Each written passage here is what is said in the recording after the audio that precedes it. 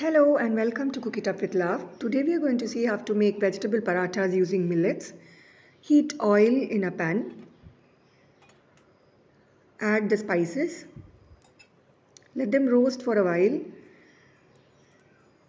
Add chopped bell pepper, capsicum and any other veggies of your choice. I am also adding chopped cabbages. Give it a toss and stir fry the veggies on a high heat. Pink salt. Mix it well and keep stir frying the veggies. You can also add any greens of your choice. I am adding chopped spinach leaves here. The stir frying took close to 5 or 6 minutes. I am switching off the flame and setting the filling aside. The filling is really crunchy and crispy and not soggy. Now I am preparing the dough for the parathas using 1 cup of millet flour and half cup of whole wheat flour, pink salt, mixing these well.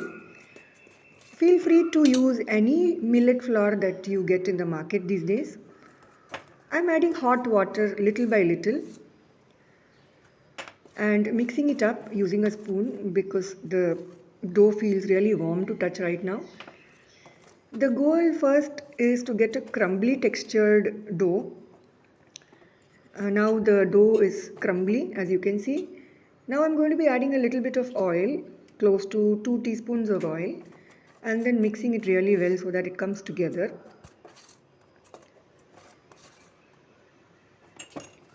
Now the dough has started to come together. So mixing it up and making it into a dough took close to 5 or 6 minutes. Now the dough has come together well and it feels really soft to touch. I'm going to be setting this aside for another 15 or 20 minutes, covering it up with a cloth. After 15 minutes I have divided it into equal portions and taking it out on a rolling stone. I am going to be rolling it out after dusting it well so that it doesn't get stuck. Adding the filling. Seal it up on all sides.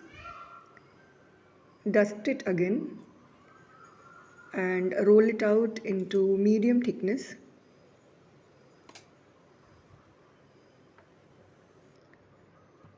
Dust it as and when necessary so that it doesn't get stuck. Heat a tawa and add some oil to it and brush it with a silicone brush. Adding the paratha onto the tawa. Grill it for a couple of minutes and then flip it across. Use more oil if you feel like.